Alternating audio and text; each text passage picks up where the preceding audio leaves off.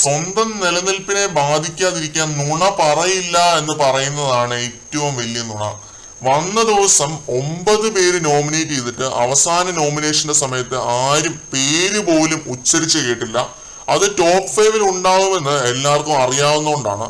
അവരുടെയൊക്കെ മനസ്സിലുണ്ട് നീ കേറി വന്നു, നീ നിന്റെ ഗ്രാഫ് ഉയർത്തി എന്നുള്ളൊരു സംഭവം. ജിൻഡോ ഇപ്പൊ ലൈവിൽ പറഞ്ഞ കാര്യങ്ങളാണ്. അത് സംഭവം വേറൊന്നുമല്ല. ബിഗ് ബോസ് ഇപ്പൊ എല്ലാവർക്കും ഒരു ടാസ്ക് കൊടുത്തു, ഒറ്റയ്ക്ക് നിന്ന് സംസാരിക്കണം എന്നതാണ് ടാസ്ക്. ആക്ടിവിറ്റി ഏരിയയിൽ ഈ രീതിയിൽ ഒരു ആംബിയൻസ് സെറ്റ് ചെയ്തിട്ടുണ്ടാവും. കിടിലെ ആംബിയൻസ് ആണ് കേട്ടോ. മിററൊക്കെ ഉണ്ടാവും, ഒരു വളരെ സൈക്കോളജിക്കൽ ത്രില്ലർ മൂവീസിലൊക്കെ കാണുന്ന ടൈപ്പ് ഓഫ് ഒരു ആംബിയൻസ്. അപ്പൊ അതിൽ നോക്കി നിന്ന് ഒറ്റയ്ക്ക് സംസാരിക്കണം. ജിൻഡോയെയാണ് ആദ്യം വിളിച്ചത്. പുള്ളി ഒരുപാട് കാര്യങ്ങൾ പറയുന്നുണ്ട്, എല്ലാം ഒന്നും എനിക്ക് പറഞ്ഞു തീർക്കാൻ പറ്റത്തില്ല.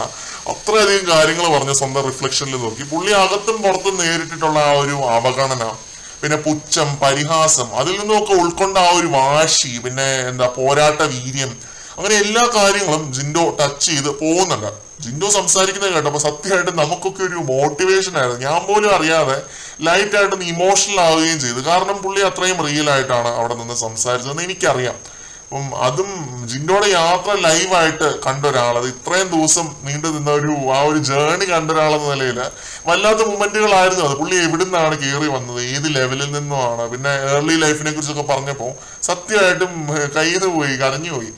ഈ സീസൺ വിജയിക്കുമെന്ന ഇത്രയും കോൺഫിഡൻസോടെ അവിടെ വേറെ ആർക്കും പറയാൻ പറ്റില്ല. ജിൻഡോയ്ക്ക് മാത്രം പറയാൻ പറ്റുന്ന ഒരു കാര്യമാണ് അത്.